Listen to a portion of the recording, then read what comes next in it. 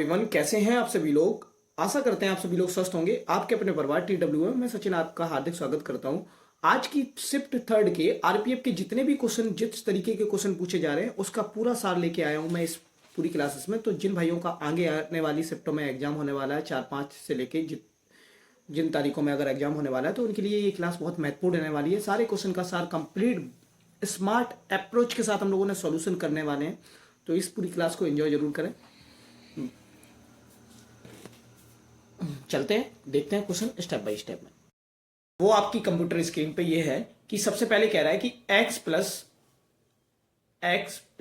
1/x equal to हमारे पास 6 है, और हमसे कह रहा है कि हमारे पास जो वैल्यू है ना 2x upon 3x square minus 4x plus 3, इसकी वैल्यू निकालनी है।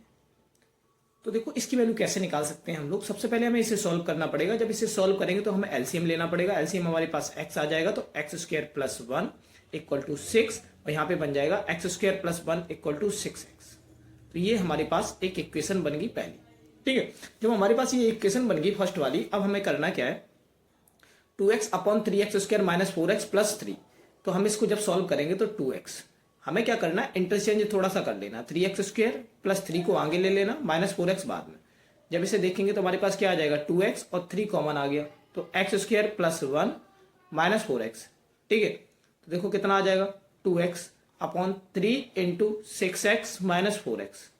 और जब इसे करोगे तो 2x हो जाएगा 18x माइनस 4x, यहाँ पे आ जाएगा 2x अपॉन 14x, और जब इसे कट करोगे तो 1/7 आंसर आ जाएगा। कितना आ जाएगा, 1/7। ऑप्शन नंबर जो 3 हो जाएगा वो एकदम करेक्ट आंसर आ जाएगा इसका। ठीक है,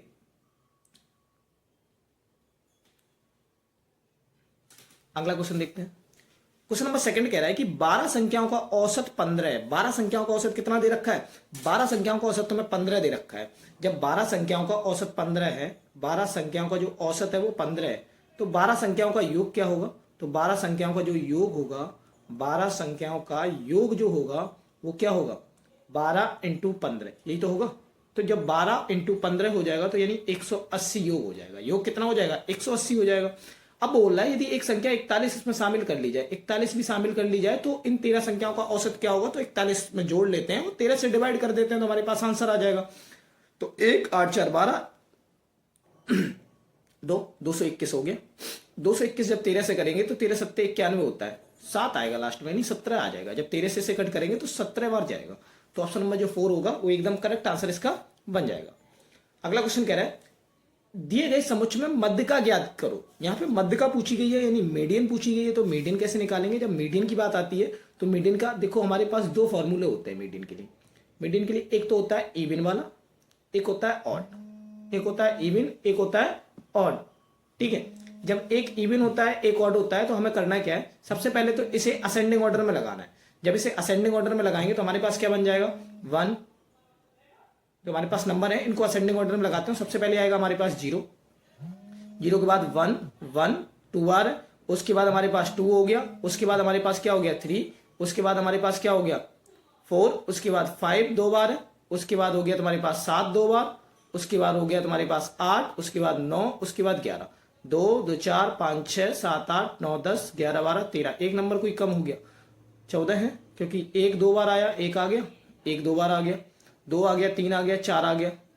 ठीक है, 4 4 आ गया, 5 2 बार आया, 5 3 बार है एक्चुअली में। 5 कितने बार है, 3 बार। 5 3 बार कर लेते हैं। ये टोटल हमारा असेंडिंग ऑर्डर में लग गया। अब इसे हमें क्या करना है, इवन ऑड। जब ये संख्या इवन है तो हमारे लिए फॉर्मूला होता है n/2 term plus n/2 plus 1 term upon 2। ठीक है, n/2 टर्म करोगे तो कितना हो जाएगा, 14, 14 में से 2 14 हो जाएगा, n की value 14 upon 2 plus 14 upon 2 plus 1, यानी हमारे पास कितना आ जाएगा, 7 प्लस 8 टर्म, 7वां टर्म प्लस 8 टर्म अपॉन 2। 7वां हमारे पास क्या होगा, 2 2 4 5 6 7 5 5 और 10 हो जाएंगे अपॉन 2, 2 से कट करोगे तो 5 आ जाएगा। ऑप्शन नंबर जो सेकंड होगा वो एकदम इसका आंसर करेक्ट आ जाएगा, 5। अगला क्वेश्चन कह रहा है नीचे दी गई आकृति में ACB इक्वल टू 80 है, एंगल BAC तुम्हारे पास 45 है, यानी ये 45 है, ये 80 है, ये 75 है। तुमसे ये एंगल पूछ रहा है BDE, यानी ये वाला एंगल तुमसे पूछ रहा है। तो देखो ये 80 और ये अगर हम ये एंगल निकाल लें तो ये इसके बराबर हो जाएगा, वर्टिकली अपोजिट एंगल हो जाएगा। जब ये वर्टिकली अपोजिट एंगल हो जाएगा, ये दोनों बराबर हो जाएंगे, तो हमें क्या करना पड़ेगा, पहले 8 4 12 125 हो गया, और जब 25 करोगे तो यहाँ पे 55 आ जाएगा। कितना आएगा, 5 5 10 5 6 7 8, 180 बन जाएगा। ट्रायंगल के तीनों एंगल का सम कितना होता है, 180 होता है ना, तो ये तो 55 आ गया। जब ये 55 तो ये भी 55, और इसे जोड़ोगे तो 5 5 10 7 8 8 5 13, 130 आ गया। अब ट्रायंगल के तीनों एंगल का सम 180 होता है, तो 180 में से 130 माइनस करोगे तो मेरे पास कितना आ जाएगा, 50 आ जाएगा। ऑप्शन नंबर जो 1 होगा वो एकदम करेक्ट आंसर आ जाएगा, 50। अगला क्वेश्चन कह रहा है एक विशेष धनराशि 7 वर्षों में, एक विशेष धनराशि 7 वर्षों में 5680 रुपए हो जाती है, और 11 वर्षों में 6640 रुपए हो जाती है। तो साधारण ब्याज की दर पूछ रहा है हमसे, यहाँ पे रेट क्या होगा ये हमें पूछ रहा है। तो सबसे पहले तो ये समझो, 7 वर्ष में 5680 होती है, 11 वर्ष में 6640 होती है। तो एक चीज बताना है यहाँ पे, सबसे पहले सिंपल सी बात है कि 7 में ये, 11 में ये, टाइम इंक्रीजमेंट हुआ 4 साल में, और 4 साल में ब्याज ही तो बढ़ेगा। किसी व्यक्ति को साधारण ब्याज में होता क्या है कि हमारे प्रिंसिपल सेम कांस्टेंट रहता है, लेकिन ब्याज लगातार बढ़ता रहता है, हर साल का ब्याज अलग अलग बढ़ता रहेगा, ब्याज हर साल का सेम ही रहेगा। तो यहाँ पे देखो 4 साल का जो ब्याज इंक्रीजमेंट होगा वो 6640 में से 5680 माइनस करके हमें पता चल जाएगा कितना आएगा, 0। 14 में से 8 जाएगा 6, और 960 रुपए आ जाएगा। 4 साल का जो ब्याज आएगा वो 960 है। तो 1 साल का ब्याज कितना होगा, 4 से कट कर दो, 4 दूनी 8 और 4 चौको 16 24, 240। 1 साल का 240 है, तो 7 साल का कितना हो जाएगा, 240 इंटू 7, 0, 7 चौको 28, 2, 7 दूनी 14 15 16, 1680 हो जाएगा। 7 साल का ब्याज अगर 1680 हो गया तो तुम्हें यहाँ पे प्रिंसिपल बताना है। तो देखो 5680 अमाउंट था, तो 5680 में से जब हम इसे 1680 माइनस करेंगे तो मेरे पास कितना आ जाएगा, 0 0 0, 5 में से 1 गया 4, यानी ये हमारे पास प्रिंसिपल आ गया। अब हमारे पास प्रिंसिपल भी है, एसआई भी है, हमें रेट निकालना है। तो कैसे निकाल सकते हैं रेट के लिए, सिंपल सा फॉर्मूला होता है हमारे पास, क्या है, SI into 100 upon principal into time. 3 zero ये कट गए, 4 से कट कर दो, 4 चौक को 16, 4 दूनी 8, 7 से कट कर दो, 7 6 42, तो रेट कितना आ गया, 6% आ गया। क्वेश्चन नंबर जो सेकंड है वो एकदम आंसर करेक्ट बन जाएगा। अगला क्वेश्चन कह रहा है कि भाई सबसे छोटी 5 अंकों की संख्या कौन सी होगी जिसे 3 7 13 और 37 से विभाजित करने पर 2 शेषफल बचे। तो देखो 3 7 13 और 37 से विभाजित करने पर 1 0 1 0 1 0 1 0 1 होती है, एक ऐसी संख्या जो इन सबसे डिविजिबल होती है। और तुमसे ये कह रहा है कि कितना शेषफल बचे, 2 शेषफल बचे। कितना बचे, 2 शेषफल बचे, ठीक है। तो जब, या फिर एक सिंपल सी बात है कि इनका तुम एलसीएम ले लो भाई, एक 1 0 1 0 3 इंटू 7 इंटू 13 इंटू 37, देखो 3 त्रिक को 9, 63 और 3 सत्ते 21, एक ही आएगा कि नहीं आएगा, तो 1 0 1 0 1 बचेगा। तो यानी ये जो एक नंबर होता है ये इन सबसे डिविजिबल होता है। अब वो बोल रहा है कि विभाजित करने पर शेषफल 2 प्राप्त हो, तो 2 जब भी प्राप्त होगा ना, ये तो पूरी संख्या डिविजिबल हो जाएगी। 2 इसमें और जोड़ दो, 1 0 1 0 1, 2 इसमें और जोड़ दो, कितना हो जाएगा, 1 0 1 0 3। तो ऑप्शन जो है 1 0 1 0 3 हो जाएगा, ये ऑप्शन नहीं होगा। हमसे 2 शेषफल भी बोल रहा है, तो हमारे पास क्या हो जाएगा, 1 0 1 0 3।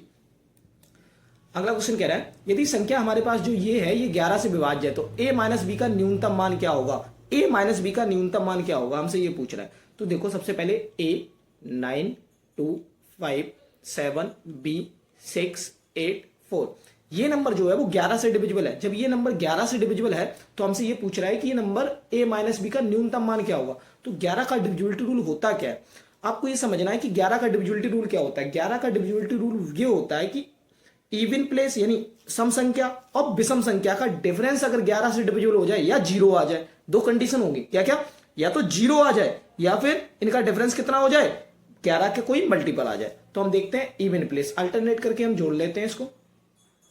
तो a plus 2 plus 7 plus 6 plus 4, और यहां पे हो गया 9 प्लस 5 प्लस b प्लस 8, ठीक है। ये ऊपर वाले को हमने ऐसे करके जोड़ लिया। देखो यहाँ पे कितना हो रहा है, तो यहाँ पे हो रहा है 6 4 10 17 19 19 प्लस a, यहाँ पे कितना हो रहा है 9 5 8 5 13 13 9 22 22 प्लस b। अब एक चीज समझना, यहाँ पे ऑलरेडी पहले से ही 22 है, यहाँ पे 19 है, ठीक है। तो अगर हम यहाँ पे 0 लाने की कोशिश करें तो b की वैल्यू हम 0 रख दें, और यहाँ पे अगर 3 रख दें a की वैल्यू, तो हमारी बात बन जाएगी, यहाँ पे 22 हो जाएगा, यहाँ पे भी 22 हो जाएगा, और 22 में से 22 जाएगा तो हमारा 0 हो जाएगा, और जब 0 हो जाएगा तो 11 से डिविजिबल हो जाएगा। तो यहाँ पे हम क्या कर सकते हैं, a की वैल्यू 3 और b की वैल्यू हम 0 रख सकते हैं। तो 3 में से 0 जाएगा तो कितना बचेगा, 3 बचेगा। ऑप्शन नंबर 4 एकदम करेक्ट आंसर इसका हो जाएगा। अगला क्वेश्चन कह रहा है यदि एक संख्या के 25% और उस संख्या के 30% के बीच का अंतर 500 है, किसी संख्या के 25% और उसके 30% का अंतर, जो ये साइन लगा है ये अंतर का होता है। अंतर का मतलब बड़ी संख्या में से छोटी संख्या को माइनस करना होगा, ठीक है। उनका अंतर 500 है तो उस संख्या का 20% क्या होगा, तो 25 और 30% का अंतर ही तो 500 है। तो कहने का मतलब हो गया x का जो 5% की वैल्यू है वो तुम्हारे पास 500 है, ठीक है। तो 5% की वैल्यू है तो 1% की कितनी होगी 100, और 100% की कितनी होगी, ये तो 1% की आ गई, 100% की कितनी आ जाएगी, तो 1000 10,000। अब इसका तो मैं 20% निकालना था, तो 20% तो इसी में आ रहा है, ये दोनों खत्म हो जाएंगे, 2000 निकल के आएगा, कितना आ जाएगा 2000। तुम्हारे पास 20 का 100 में इंटू करोगे तो कितना हो जाएगा 2000 हो जाएगा, कितना हो जाएगा 2000। यही आंसर एकदम परफेक्ट बनेगा आपका। अगला क्वेश्चन जो है वो आपके लिए मोस्ट यूजफुल रहने वाला है। आप ये समझना कि ये परसेंटेज का क्वेश्चन है, ज्यादातर पूछा जाता है कि यदि 50 का 15% बराबर x के 30% के बराबर है तो x की वैल्यू क्या होगी। तो परसेंट से पहले तो परसेंट उड़ा दो कि दोनों में इंटू लगा हुआ है और परसेंट उड़ा देंगे। तुम्हारे पास क्या हो जाएगा 15 दूनी 30, 2 से कट कर दो 25। बताओ इतना सिंपल कोई सॉल्यूशन बता सकता है ना, हो सकता है पॉसिबल, यार ये पॉसिबल है, ऐसे ही करने होते हैं क्वेश्चन एग्जाम में, टाइमली अटेम्प्ट।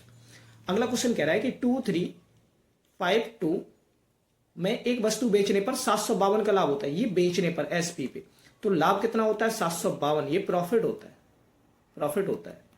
तो बोल रहा है लाभ परसेंट क्या होगा, प्रॉफिट परसेंट क्या होगा, तो प्रॉफिट परसेंट के लिए हमें सीपी चाहिए होगा, क्योंकि प्रॉफिट अपॉन सीपी इंटू 100 होता है। किसका फॉर्मूला होता है, ये प्रॉफिट परसेंटेज का होता है।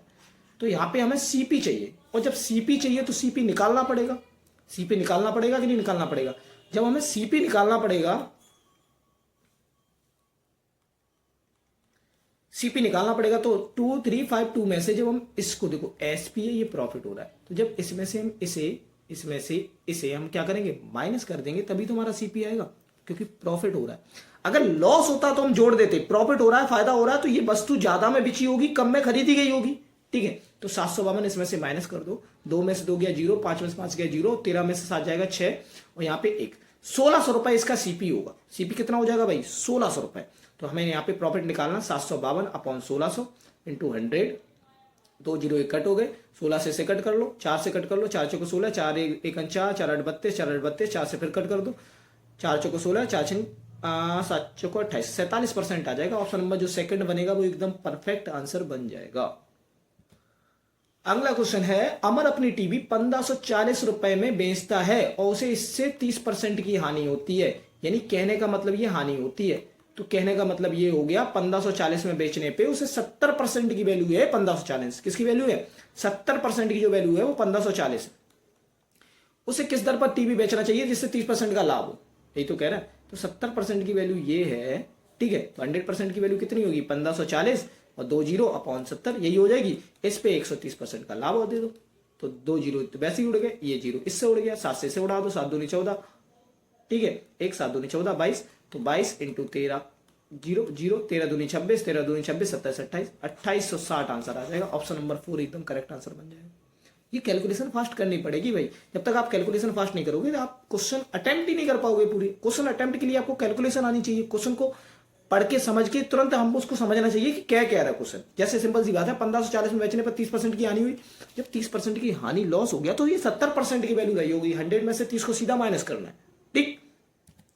ऐसे अगला क्वेश्चन कह रहा है A/B 7:8 और B/C 7:9 है, तो ABC का अनुपात क्या होगा। तो देखो हमें यहाँ पे क्या करना है, B और B यहाँ पे सेम दिख रहा है, ये B है 8 और यहाँ पे 7 है, ठीक। तो इनको क्या करना 7:8 और 7:9, ऐसे ही तो लिख सकते हैं हम इसको, A/B और B/C। बस यहाँ पे कुछ नहीं, उल्टा एन बना दो, 7 49, 7 8 56, जैसा चल रहा है 8 9 72, यही आंसर आ जाएगा 49 56 72। कहने का मतलब जैसा एन चल रहा है, पहले ऐसे आया तो इन दोनों का इंटू, फिर ऐसे गया, फिर इन दोनों का इंटू, फिर इन दोनों का इंटू, यही आंसर आ जाएगा A/B/C का। ये रेशियो की सबसे सिंपल ट्रिक है, बेसिक कॉन्सेप्ट है इसका। अगला कह रहा है कि 60 किलोमीटर प्रति घंटे की रफ्तार से चलते हुए एक रेलगाड़ी 2 मिनट में 1.5 किलोमीटर लंबी सुरंग से गुजरती है, रेलगाड़ी की लंबाई क्या होगी। तो देखो स्पीड अगर हम बात करें तो स्पीड उसकी कितनी दे रखी है, स्पीड दे रखी है 60 किलोमीटर पर आवर, कितनी दे रखी है 60 किलोमीटर पर आवर। और बोल रहा है एक रेलगाड़ी 2 मिनट में, टाइम ले रही है कितना, टाइम ले रही है तुम्हारे पास 2 मिनट। और जो सुरंग की लंबाई है ना, जो टनल है, सुरंग की लंबाई कितनी है 1.5 किलोमीटर। अब यहां पे ट्रेन की भी तो लंबाई होगी कुछ, ट्रेन की लंबाई हम डी मान लेते हैं डिस्टेंस। अब ये ट्रेन की लंबाई क्या भाई, अगर कोई चीज जैसे हमारे पास एक ट्रेन है, अगर वो इस तरीके से, जैसे हमारे पास एक टनल है, ये टनल बना हुआ है, ठीक है, इसके अंदर से जब ट्रेन पास होगी तो ट्रेन पास पूरी जब ही हो जाएगी ना, जब ट्रेन खुद पास हो जाए, इसको पूरा पास कर ले, तभी तो कंप्लीट पास मानी जाएगी। तो यहाँ पे ट्रेन की भी तो अपनी खुद की लंबाई होगी, और यही तुमसे पूछ रहा है। तो टोटल डिस्टेंस जो हमारे पास आ जाएगी वो ये आ जाएगी 1.5 प्लस डी, और ये किलोमीटर में होगी, किसमें होगी, किलोमीटर, ठीक। स्पीड ये, टाइम ये, तो डिस्टेंस का फॉर्मूला क्या होता है, डिस्टेंस होता है स्पीड इंटू टाइम, तो 60 इंटू। अब एक चीज समझना, यहाँ हावर में था, यहाँ मिनट में था, जब इसको चेंज करोगे तो 2 इंटू 1/60 करोगे, 2 से कट करोगे तो 1/30 आ जाएगा, 1/30 equal to 1.5 plus D, distance के बराबर होगा। इससे इसको कट करो, 2 आ गया, इक्वल टू 1.5 प्लस डी, और 2 में से जब 1.5 जाएगा इक्वल टू डी, तो मेरे पास 0.5 बचेगा, यानी डिस्टेंस 0.5 किलोमीटर आई। ये किसमें आई, किलोमीटर में। 0.5 का मतलब 500 मीटर। ऑप्शन नंबर जो सेकंड होगा वो एकदम करेक्ट आंसर आ जाएगा, 0.5 यानी 500 मीटर। ओके, अगला क्वेश्चन।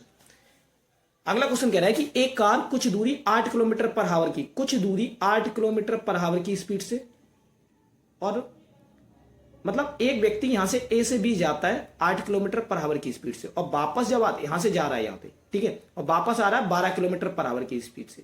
तो ये दूरी जो है ना, ये दूरी डिस्टेंस मान लो डी, इसमें कुल समय उसे टोटल जाने में और वापस आने में, टोटल टाइम उसे 15 घंटे का लगा। कितने घंटे का लगा, टोटल टाइम उसे 15 घंटे का लगा, यहां से जाने में, वहां से वापस आने में टोटल उसे टाइम कितने का लगा, 15 घंटे का टाइम लगा। जब टोटल उसे 15 घंटे का टाइम लगा, तो वो तुमसे ये पूछ रहा है एक्चुअली में कि यहाँ पे दूरी कितनी होगी। तो एक चीज समझना, स्पीड का फॉर्मूला होता है डिस्टेंस अपॉन टाइम, और टाइम का फॉर्मूला हो जाएगा डिस्टेंस अपॉन स्पीड, यही हो जाएगी डिस्टेंस अपॉन स्पीड। जब डिस्टेंस अपॉन स्पीड हो गया, अब हमें करना क्या है, समझना ध्यान से।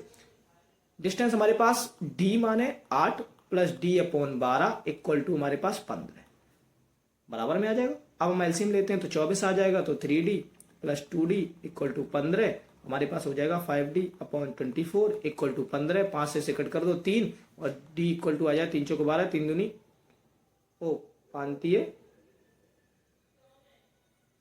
15, 24 इंटू 3, 3 चौको 12, 3 दूनी 6, 7, 72 आ जाएगा। कितना आ जाएगा, 72। ऑप्शन नंबर जो सेकंड होगा वो आंसर एकदम करेक्ट आंसर आ जाएगा इसका। अगला क्वेश्चन देखते हैं। अगला क्वेश्चन कह रहा है कि प्रभात ने 12 दिनों में एक कार का 1/2 हिस्सा पूरा किया।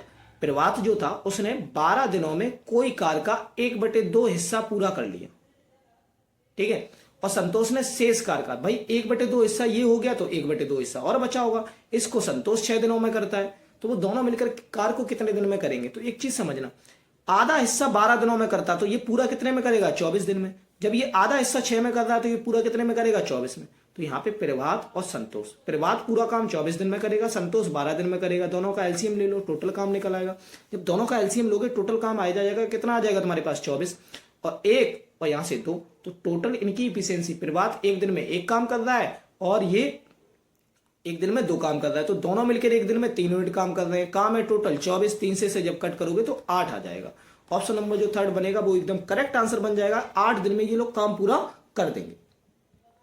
अगला क्वेश्चन कह रहा है कि a minus B equal to 3 है और ए बी तुम्हारे पास 70 है, तो बोल रहा है ए क्यूब माइनस बी क्यूब क्या होगा, यही तो पूछ रहा है, ए क्यूब माइनस बी क्यूब। जब ए क्यूब माइनस बी क्यूब तुम्हें बताना है, अब समझना यहाँ पे ध्यान से एक चीज, a minus B equal to 3 है और ए बी तुम्हारे पास 70 है, ए क्यूब पूछ रहा है, तो हमारे पास a माइनस बी का होल क्यूब करोगे तो क्या आ जाएगा, ये 3 का भी क्यूब करोगे, तो यहाँ पे बन जाएगा A cube plus B cube plus, sorry a minus B है ना, तो A cube minus B cube minus 3ab bracket में a माइनस बी, और ये बराबर आएगा 27 के। 3 का क्यूब 27 होता है, 3 का क्यूब जब 27 होता है, ये चीज बराबर आ गई। अब हमसे क्या कह रहा है, ये निकालना है, तो देखो ये तो बना रहना दो, A cube minus B cube minus 3, A B कितना है तुम्हारे पास 70 इंटू 70, ए कितना है ये 3 इक्वल टू 27, तो A cube minus B cube minus 9, 3 त्रिक को 9, 9 7 63, 630 हो जाएगा इक्वल टू मुझ 27, तो आ गया A cube minus B cube equal to 27 plus 630, तो यहाँ पे आ गया 7 और 3 2 5 6, 657 आंसर आ जाएगा। ऑप्शन नंबर जो 1 बनेगा वो एकदम करेक्ट आंसर हो जाएगा। अगला क्वेश्चन कह रहा है, कॉइन का क्वेश्चन है, ज्यादातर एग्जाम में पूछा जाता है, प्रीवियस ईयर में आया है, ज्यादातर हर किसी एग्जाम में पूछा जाता है। कॉइन का एक क्वेश्चन आता है, एक थैले में बोल रहा है 5 पैसे, 10 पैसे, 25 पैसे, इनका अनुपात 3:2:1 के अनुपात में है और इनकी टोटल राशि तुम्हें 60 रुपए दे रखी है। तो बोल रहा है 5 रुपए वाले की वैल्यू क्या होगी। 5 रुपए वाले की तुमसे वैल्यू पूछ रहा है, 5 रुपए वाले की वैल्यू क्या होगी। तो यहां पे एक चीज समझना, 5 रुपए वाले की बोल रहा है तो 3 का कोई मल्टीपल आएगा, आएगा कि नहीं आएगा। तो 100 भी नहीं होगा, 200 भी नहीं होगा, 400 भी नहीं होगा, 3 का मल्टीपल 300 है।